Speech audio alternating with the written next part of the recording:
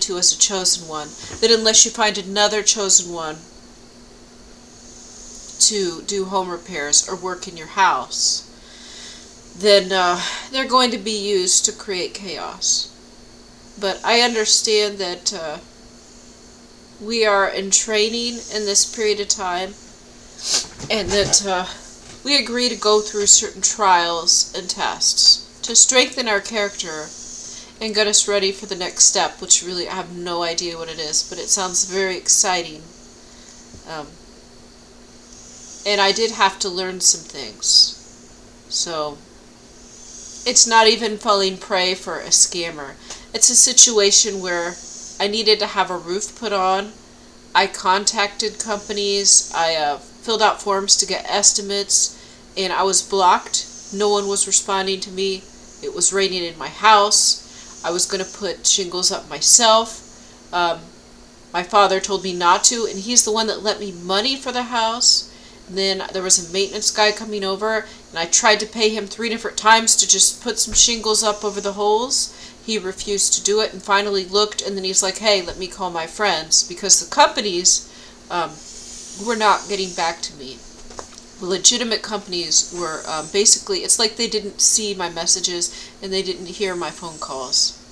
So that to me makes me believe this is divinely orchestrated, and I agreed to this. Many things in my life have been this way, to where it was supernaturally blocked beyond what is reasonable, beyond what could happen. It's like getting struck by the lottery, or it's like winning the lottery or getting struck by lightning, the odds of what happened to me. When I try to get estimates and contact legitimate businesses, they don't get back to me. A month and a half passes. It continues to rain in my house. To get the money to purchase the home, to get the loan, then I couldn't put the shingles up myself. And then I tried to hire somebody and pay somebody to do it. And they refused to do it. And it was not a good situation. And I was basically funneled into this man who was then paid to, so yes, he did half of the roof, or almost half of the roof, maybe less than half, and then left. But at the same time, he was hired and paid. So my ex-narc and my own family are all involved in this and getting me, and they knew I was putting on a roof. And that's one reason I don't think they wanted me to do it myself, is so that they could sabotage my house. And then other repairs I had done to my home, where all of the plumbing was broken, sewage was sprayed all over the place, and there were other problems. Now there's holes in the ceiling. And so I spent all the money I had, which was enough to get my home painted, the plumbing updated, the roof put on, and then have a little bit, to fix the other issues. I had all the money I needed to get my house in great condition, and then I could move on with my life. I will have spent all my money, have a beautiful home that's ready to move into, and then I can get a job and just do whatever I wanted to. But this was blocked, and I believe that it's God. I mean, it almost has to be God at this point. Now, I did learn several things. I learned not to tell my parents if I'm putting a roof on my house. I've learned not to tell my ex-narc if I put a roof on my house. I've learned not to tell anyone if I need to put a roof on my house. But unfortunately, there wasn't really a way to get around my father knowing, because he had to come with me to view the house, and he was here while I paid somebody to do the home inspection. So he was loaning the money, so no matter what, he would have found out, and he would have known that I was getting a roof. And he would have talked to other people intentionally about this on the phone while my daughters were there and listening, and then sending this information to my ex-narc. So really, it didn't make a difference that I told them, except for now I know. Now I know it has to be kept secret. And no one else would have lent me the money. If I found other relatives to lend me the money, then they would have told my father, not knowing, with how kind-hearted and generous he seems, that he's really demons too. A fallen angel or something. Because he gives to make himself look like the hero. He gives to make it look like he's the one that's responsible and taking care of things, and that if his daughters end up doing well, or being successful, then it's because of him and the sacrifices that he made. So I see, since I can discern spirits now, I understand the situation and why he does what he does. So he's not like overly generous or anything like that, but he does help us out. And now I think he's used most of his retirement, which he should be getting that money back from me when the ex-narc finally pays me. When the ex-narc finally pays me for my half of the house, then my father will be getting his money back. But they are working together. My father and my ex-narc are working together. And my father is making it look like he's on my side. So he's doing things to help me while he's also sabotaging me and hurting me. Like, it's nice that he's watching my children and protecting them and keeping them from the ex-narc until he gives them to the ex-narc. And then he's like, I don't know what happened. So he's pretending to help and be on my side while he's sabotaging my life. And he lent me the money for the home, but then he's also involved in the sabotaging of my home. And because people see that he lent the money, then they assume that, he would never damage the house and is there to help. But really, the reason is to get the credit for the good decisions that I make. Like, I found this house. This house was a great deal. And it's a beautiful house, and it's in the perfect type of neighborhood for me. It has the right size yard for the dogs. And if somebody didn't sabotage my house, and basically, if I had to pay retail rates, $25,000 worth of damages to my home, probably. So I'm just trying to pay people, because all the businesses are rip-offs these days. They double charge, triple charge what things used to be 10 years ago. So there seriously was a lot of theft, and I do believe crime. But if I went to the police, they would just say, this is a matter for the courts. But when somebody is paid and hired to break things in your home, that's not, but they still don't view it that way. It's like they don't believe that somebody would intentionally break things in your house. You just go to court and sue them for regular damages. There's actually I'm going to say RICO. Yeah, there's enough probably to do a RICO case, that's for sure. Just imagine Trump and all the Democrats and rhinos ganging up on him. That's like how the chosen ones are treated. How everybody and their sister and their neighbors and their cousins are involved in sabotaging me and all the other chosen ones. So yeah, it is a high crime. And no, people don't believe it. If I went and told somebody, like I went to the store and told someone, they really wouldn't believe it. Maybe someone would, but the police, they wouldn't think. They think this is they're out of the realm of why would you do this to an ex-wife? Why would you do this to such a sweet little woman? Why would you try to steal everything from her, leave her homeless? Why would you try to kill her? Why would you try to crash into her car and break anything into her house? Why would you try to break all the plumbing and stuff in her house? Because it's a narcissist, and the whole thing is that they are after God's saints, and they are after the chosen ones.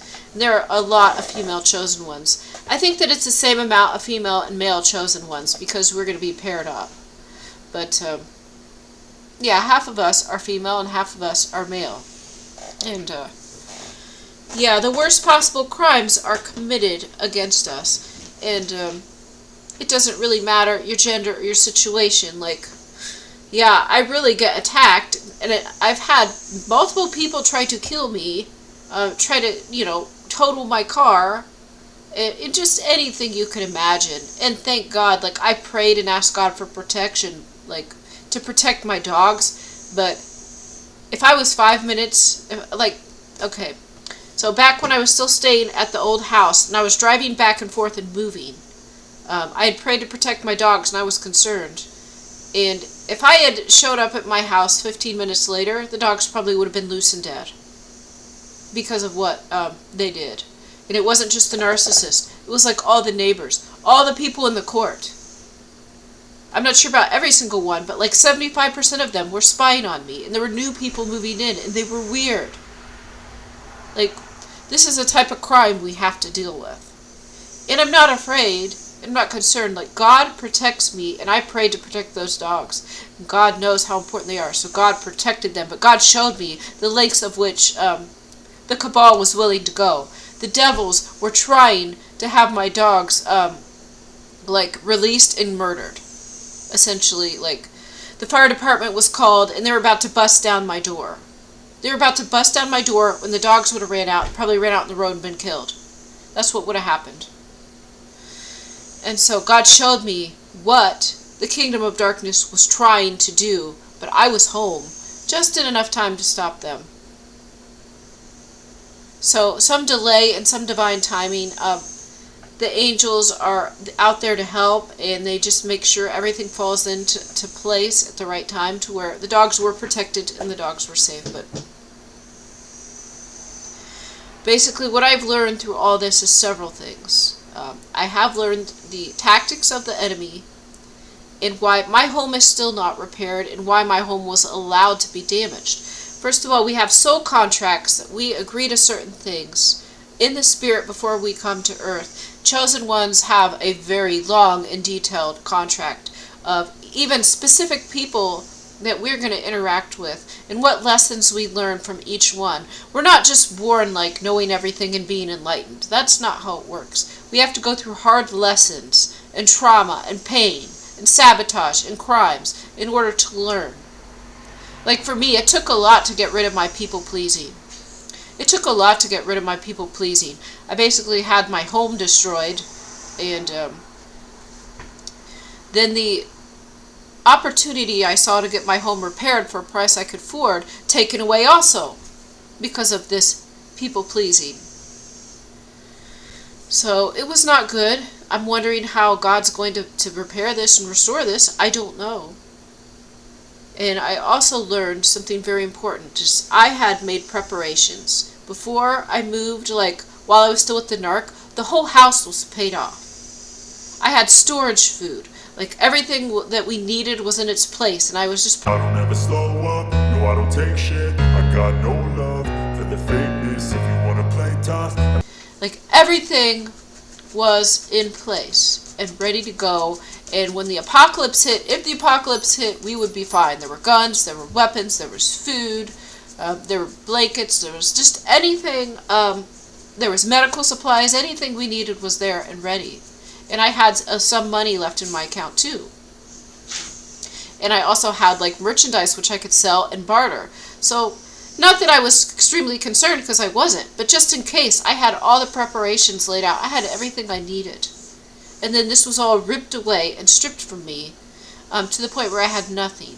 And then I move into this house, and then, you know, I look at my finances and what I can get done. I was budgeting. I had just enough to purchase the house, to get the fence, to get the shed, to get my car repairs, my house painted, the roof on, and some other things, and just have my house done. I had the, like, perfect amount of money. And what happened? It was sabotaged. All of it. And now I'm sitting here, my money is gone. My money is gone, and my house is in worse condition.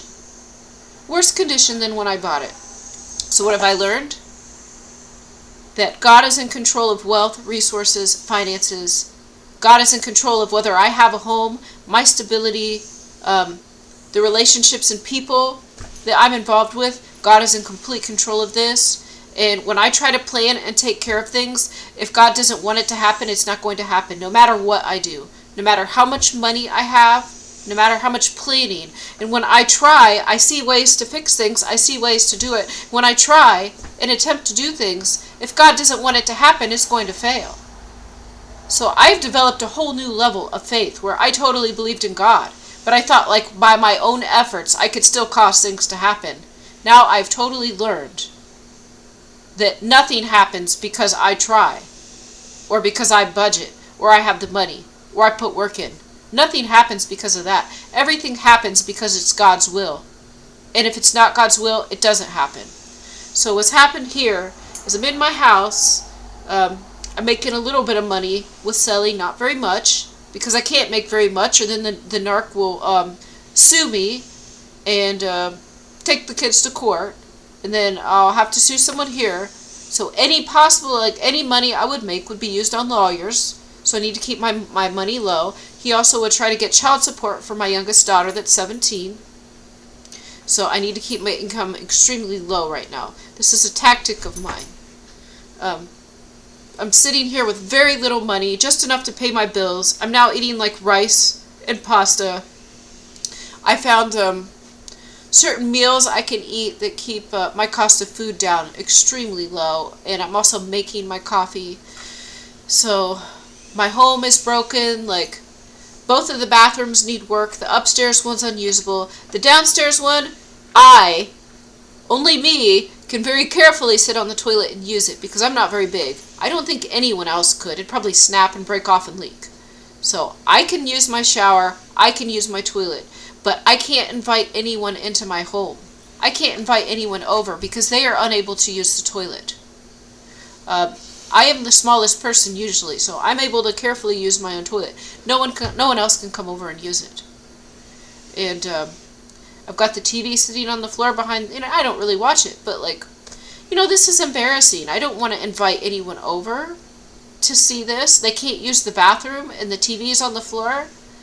I mean, my life is probably the same, but see, with my situation now, and the way which God is keeping me here is where I'm not getting a job. Once again, I'm not getting a job. And then I'm not inviting people here. Like, I would have invited my father to come visit. If the addition, the room with the TV and the recliners, was repaired and the toilet worked, I would have invited my father and my mother to come visit me. And they would have been here already. And I would have invited other people in my home. So what this means to me is that God doesn't want me to get a job. And God doesn't want me to invite my father or my mother, which we got Jezebel and we got demons. God didn't want me to invite those people over. So I need to learn that lesson. I'm not reaching out. I'm not writing them. I'm not calling them. If they call me, I'll answer the phone. If they text me, then I'll text them back. But I am not initiating any contact. I'm not inviting them to my home. My father has mentioned several times wanting to come visit, and I've said it's not a good time. And, he can't use the toilet, so I'm not going to invite him over. And I know he'd like to sit in the chair and watch TV. Well, that room is destroyed. I really don't want him to come over and see the ceiling is falling down now, after my home has been sabotaged. And he's also involved, I know he's involved with this whole scheme and hiring and paying people to break things in my house. So he wants to come here and see what's ruined and what's fixed, so he can report back to the other people in the other people in the cabal. The other people, it's like a whole network of Satanists coming against me and demons. So he wants to come here, spy on me, see the state of my house, so he can give the news to my ex-narc and everyone else. And then they can get rewarded by the devil if they've damaged my home enough, or if I'm too devastated. So, maybe this is really good that no one can use my toilet and I can't have people over here. Because I don't think that God wants me to invite my family to my new house. But one of my relatives is selling a truck, and it's in really good condition mechanically. And he's selling it for $1,000. So I might have my father come up to drop that off with someone else. And because I don't have the money to buy it, and the car I have now is having possibly more mechanical issues. It's still driving fine, but for that price I want to back up just in case. I'm here by myself, and if I need to go to the store and it's winter time, I do need a running vehicle. And honestly, with the price of everything these days, the cost of this truck is less than the cost of the repair that I need to get done on my van. So there you go. Now, I could try to do it myself, but I just got so much going on right now. I really have so much going on that I'm not motivated. So God has taught me God is in complete control of things at all times. I'm supposed to stay here in my home, not get a job, continue to sell a little bit but not too much, keep my income very low, just enough to pay my bills. What else am I supposed to do? Not invite my family of demons over here. So I have learned a lot. I've learned to let go and release and trust God. If God wants something to happen, it will. And if God doesn't want something to happen, it won't. So I guess I'm going to be very close to bankrupt. And then by some miracle, angels will come and repair my house. Thanks for watching.